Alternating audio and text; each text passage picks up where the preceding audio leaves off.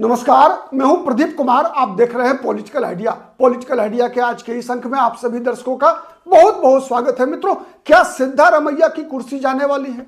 क्या डीके शिव कुमार मुख्यमंत्री बन सकते हैं? क्या डीके शिव कुमार के समर्थक विधायक इकबाल हुसैन जो दावा कर रहे हैं कि डीके शिव कुमार के साथ 80 से अधिक विधायक हैं, क्या यह बात सच है? क्या यह बात सच है कि सोनिया गांधी ने सिद्धारमैया को, राहुल गांधी ने, मल्लिकार्जुन खड़गे ने सिद्धारमैया को यह कह दिया है कि नहीं, आपको नहीं हटाएंगे, बल्कि आप 5 साल तक लगातार मुख्यमंत्री बने रहेंगे? मित्रों, आज भी इस वीडियो में हम ये जानने का प्रयास करेंगे कि आखिर कर्नाटक में चल क्या रहा है। क्या सिद्धारमैया की सरकार खतरे में है? क्या सत्ता पलटने वाली है? और हम उस बात की भी चर्चा करेंगे मित्रों जो डीके शिव कुमार ने कहा है। डीके शिव कुमार ने कहा है कि अभी बहुत कुछ होना बाकी है।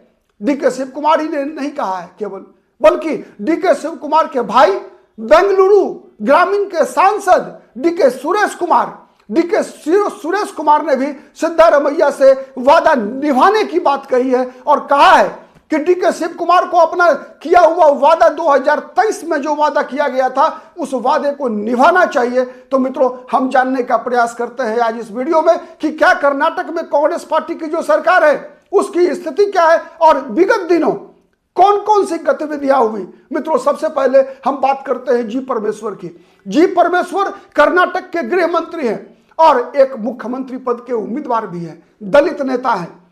जी परमेश्वर ने सबसे पहले 3 दिन पहले, आज से आप कह सकते हैं कि एक हड़कंप मचा दिया। ये बयान देकर आला कमान की आड़ लेते हुए जी परमेश्वर ने कहा कि मल्लिकार्जुन खड़गे ने स्पष्ट रूप से कहा है कि कर्नाटक में नेतृत्व परिवर्तन के मुद्दे पर कांग्रेस में कोई भी बयानबाजी नहीं होगी। आला कमान पर भरोसा रखना चाहिए। आला कमान पर भरोसा रखिए। आला कमान इससे भी कठिन परिस्थितियों से कई बार निपट चुका है। मित्रों, जी परमेश्वर खुद मुख्यमंत्री पद के दावेदार हैं और जी परमेश्वर की राजनीति को समझिए। सबसे पहले कर्नाटक में जी परमेश्वर का मानना यह है कि जब दो खिलाड़ियों के बीच लड़ाई हो रही है तो कहीं ना कहीं इन दो के बीच एक सर्वसम्मत उम्मीदवार के रूप में जी परमेश्वर भी बहुत दिनों से, कह सकते हैं आपकी 10 या 15 वर्षों से लगातार जी परमेश्वर के भी लार टपक रहे हैं कि वो भी मुख्यमंत्री बन जाएं। और इस मामले में कुछ आप कह सकते हैं कि एक सकारात्मक बात ये निकल कर आ रही है कि लगातार राहुल गांधी, कांग्रेस पार्टी जिस प्रकार से दलित राजनीति पर फोकस की हुई है, तो उस कारण से एक संभावना बनती है जी परमेश्वर की। लेकिन वही जितनी संभावना बनती है, साथ साथ उनके लिए एक नकारात्मक पक्ष भी यह है मित्रों कि कर्नाटक के ही रहने वाले हैं मल्लिकार्जुन खड़गे भी दलित समाज से आते हैं। जी परमेश्वर भी दलित समाज से आते हैं। क्या राहुल गांधी कर्नाटक के 2 बड़े दलित नेताओं को कांग्रेस पार्टी का राष्ट्रीय अध्यक्ष और मुख्यमंत्री बनाने के लिए तैयार होंगे? ये एक बड़ा सवाल है और ये एक बड़ा सवाल, वो इतना बड़ा सवाल है जो जी परमेश्वर को पीछे धकेल देता है। उसके बाद जिस प्रकार की बैठक सोनिया गांधी के साथ बंद कमरे में 10 जनपद पर राहुल गांधी की मौजूदगी में डीके शिव कुमार से हुई और डीके शिव कुमार ने इसी बैठक के बाद, बाहर निकलने के बाद पत्रकारों से केवल इतना कहा मित्रों, ठीक है, कहा कि समय इसका जवाब देगा। और जब ये बात बता रहे थे डीके शिव कुमार तो उनके चेहरे पे कहीं ना कहीं निराशा थी। तो एक उनके चेहरे पे निराशा का भाव होना डीके शिव कुमार के भाई डीके सुरेश के द्वारा खुलेआम, आप कह सकते हैं खुलेआम, सिद्धारमैया को नैतिकता का पाठ पढ़ाना और डीके सुरेश के बारे में सिद्धारमैया का यह कहना कि आला कमान के साथ कभी भी 2.5 साल का कोई फॉर्मूले पे बातचीत नहीं हुई है। केवल सिद्धारमैया ही नहीं बल्कि सिद्धारमैया के पुत्र यतींद्र सिद्धारमैया, जो कि कर्नाटक में एमएलसी हैं, सिद्धारमैया मुख्यमंत्री के पुत्र हैं, उनका भी यह कहना कि नहीं, आला कमान ने 5 साल तक मुख्यमंत्री बने रहने के लिए हरी झंडी दे दी है। और इतना ही नहीं, केवल इकबाल हुसैन ने ही नहीं, डीके शिव कुमार ने ही नहीं, बल्कि एक और विधायक है एच.सी. बालाकृष्णन। एच.सी. बालाकृष्णन ने यतीन्द्र सिद्धारमैया को चुप रहने की नसीहत दी। मतलब दोनों तरफ से तलवारें तन चुकी है, आर पार की लड़ाई की स्थिति बन चुकी है। मित्रों, परिस्थिति यह है, आप गौर से देखिए कि कांग्रेस पार्टी ऐसे ही परिस्थिति में 2019 में कांग्रेस की सरकार चली गई थी। कर्नाटक में आपको याद होगा 2018 के विधानसभा चुनाव के परिणाम आने के बाद जेडीएस के साथ, जनता दल सेकुलर के साथ कांग्रेस पार्टी के गठबंधन की सरकार बनी थी और वो सरकार 1 साल के भीतर गिर गई थी ऑपरेशन लोटस के बाद। और येदियुरप्पा भारतीय जनता पार्टी के फिर से एक बार मुख्यमंत्री बनने में कामयाब हो गए थे ऑपरेशन लोटस। मतलब कांग्रेस पार्टी के जीते हुए विधायकों को भी इस्तीफा दिलवाकर बीएस येदियुरप्पा मुख्यमंत्री बन गए थे। इस बार दिक्कत केवल इतनी है कि भारतीय जनता पार्टी के पास वो सदस्य संख्या नहीं है जिसके आधार पर भारतीय जनता पार्टी कुछ विधायकों के इस्तीफे करवाकर कर्नाटक में सरकार बना लेगी। उसके लिए भारतीय जनता पार्टी के पास एकमात्र विकल्प है कि कम सिद्धारमैया बड़ी संख्या में 2/3 विधायकों को तोड़ने में कामयाब हो सके।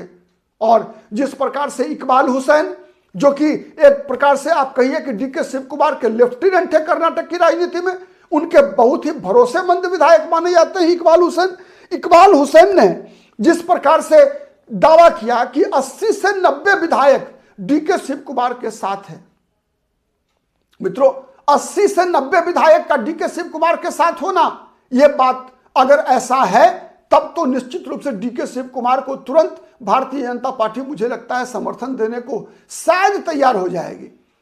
इसलिए तैयार नहीं होगी कि भारतीय जनता पार्टी सत्ता में आ जाएगी, क्योंकि कर्नाटक का जो इतिहास है उस इतिहास को अगर हम देखें मित्रों, तो अगले बार जिस प्रकार से कांग्रेस के अंदर हलचल है, ये जो हलचल जिस प्रकार से है, जिस प्रकार से कांग्रेस पार्टी के जितने भी नेता हैं सब आपस में लड़ रहे हैं, गुटबाजी चरम पर है। कांग्रेस पार्टी कर्नाटक में कम से कम 4 मजबूत खेमा है मित्रों, एक सिद्धारमैया का, दूसरा डीके शिव कुमार का, तीसरा जी परमेश्वर का और चौथा मल्लिकार्जुन खड़गे का। मल्लिकार्जुन खड़गे भी एक अलग रणनीति पर काम कर रहे हैं। मल्लिकार्जुन खड़गे का भी लगभग 30-35 वर्षों का यह सपना रहा कि कर्नाटक में कभी वो मुख्यमंत्री बन पाएंगे। खुद मुख्यमंत्री बनने का सपना तो पूरा नहीं कर सके। अब उम्र की जिस अवस्था में है, जिस दौर में है, उसके मद्देनजर मल्लिकार्जुन खड़गे के पास कांग्रेस अध्यक्ष की जिम्मेवारी भी है। तो इतने महत्वपूर्ण पद को छोड़कर मुख्यमंत्री बनना खुद मल्लिकार्जुन खड़गे तो नहीं चाहते हैं, लेकिन मल्लिकार्जुन खड़गे के पुत्र कर्नाटक सरकार में मंत्री हैं प्रियांक खड़गे लगातार कई बार उन्होंने मुख्यमंत्री बनने की इच्छा जाहिर की है।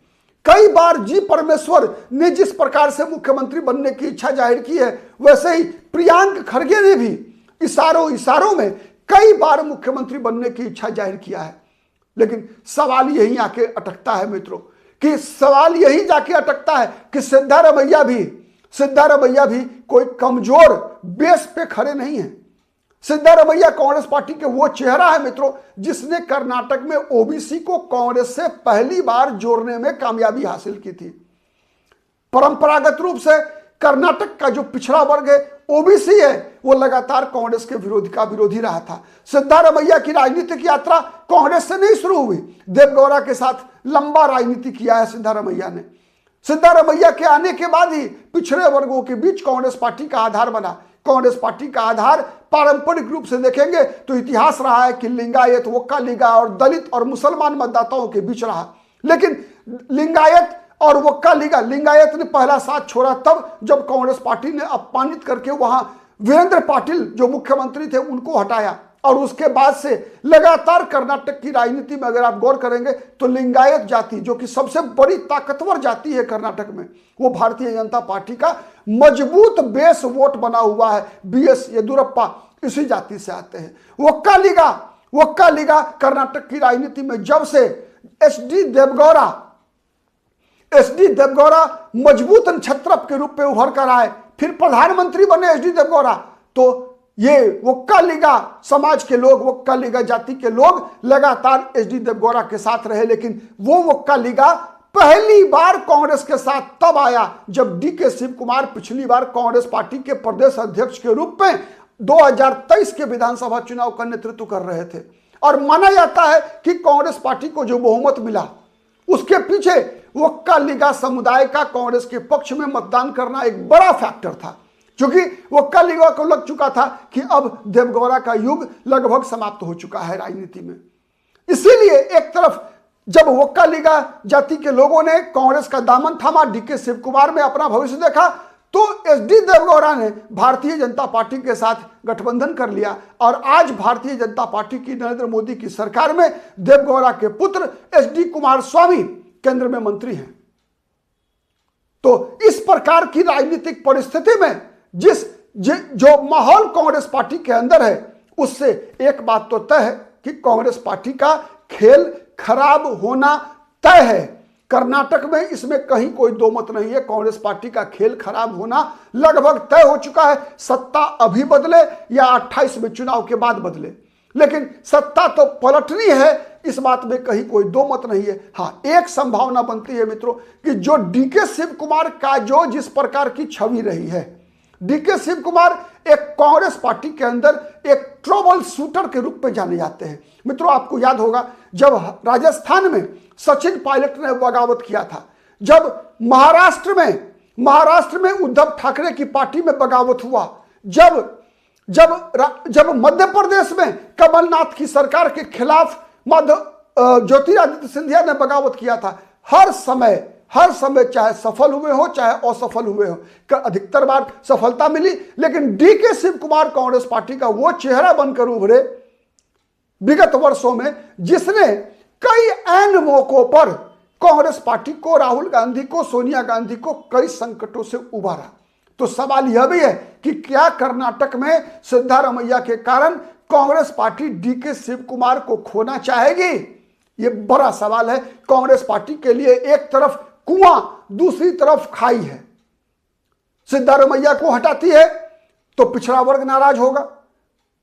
अगर डीके शिव कुमार को मुख्यमंत्री नहीं बनाती है और डीके शिव कुमार ने कोई ऐसा खेल किया जो खेल ज्योतिरादित्य सिंधिया ने किया था, जो खेल कभी हेमंत बिश्व शर्मा ने किया था, अगर ऐसा खेल होता है तो मित्रों याद रखिए, कर्नाटक वह राज्य है जहां दक्षिण भारत का एकमात्र ऐसा राज्य है कर्नाटक जहां भारतीय जनता पार्टी सांगठनिक रूप से काफी मजबूत है। भारतीय जनता पार्टी सांगठनिक रूप से काफी मजबूत है और वैचारिक रूप से आरएसएस का संगठन पूरे कर्नाटक में एकदम कह सकते हैं आप कि बहुत ही ताकतवर है। इतना ताकतवर है कि कांग्रेस की एक गलती बीजेपी को सत्ता में दोबारा फिर 2028 के चुनाव में लेकर आ सकती है। और यदि उससे पहले डीके शिव कुमार ने कोई खेल कर दिया तो एकनाथ शिंदे जैसा फॉर्मूला भी बीजेपी अपना सकती है। इस बात में कहीं कोई दो मत नहीं है। बने रहिए पॉलिटिकल आइडिया के साथ। आज के लिए इतना ही। आप हमारे विश्लेषण से कितने सहमत हैं कमेंट करके बताइएगा और आप क्या सोचते हैं।